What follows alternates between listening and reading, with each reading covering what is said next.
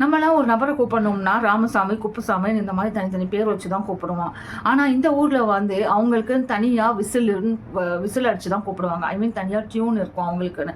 அதை வந்து விசிலை மாற்றி கூப்பிடுவாங்க. என்ன கேட்கும்போது ஆச்சரியமாக இருக்குல்ல, எனக்கும் படிக்கும்போது ஆச்சரியமாக தாங்க இருந்தது. இது வந்து எப்படின்னா, பிறக்கும் போதே அவங்க அம்மா வந்து என்ன பண்ணிடுவாங்கன்னா, தனியாக மெலடி டியூன் அமைச்சு அதை வந்து விசிலாக மாற்றி அதை வந்து அவங்க சாகுற வரைக்கும் அதுதான் வந்து தனித்தனி டியூனாக இருக்குமா. அதனால வந்து இந்த ஊரை வந்து தாயும் பிள்ளைக்கும் உள்ள பாண்டிங்கே இங்கே வந்து சம்திங் டிஃப்ரெண்ட்டாக இருக்குமா. இது வந்து காலங்காலமாக பரம்பரையாக அவங்க வந்து ஃபாலோ பண்ணிட்டு வர்றாங்களாம்.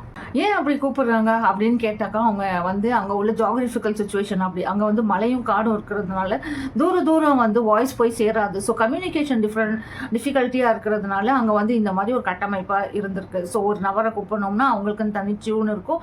ஸோ தனியாக விசில் அடிச்சு தான் நீங்கள் அவங்கள வந்து கூப்பிடணும். இது எங்கே இருக்குன்னு தானே கேட்குறீங்க. எங்கெங்க வேறு எங்கே, நம்ம இந்தியாவில் தான் இருக்குது. இது இந்தியாவில் வந்து மேகாலயாவில் ஈஸ்ட் காசி ஹில்ஸில் வந்து காம்தாங்னு ஒரு சின்ன ஊர் இருக்குது. அந்த கிராமத்தில் தாங்க இது இருக்குது. அந்த கிராமத்தில் வந்து 600 பீப்புள்ஸ் இருக்காங்களாம்.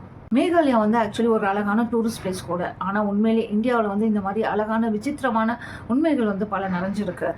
ஸோ இப்போ நீங்கள் சொல்லுங்கள், உங்கள் மேலே வந்து ஒரு டியூன் அமைக்கணும்னா நீங்கள் வந்து என்ன மாதிரி டியூன் போட்டு அமைப்பீங்கன்னு சொல்லிட்டு கமெண்ட்டில் ஷேர் பண்ணுங்கள்.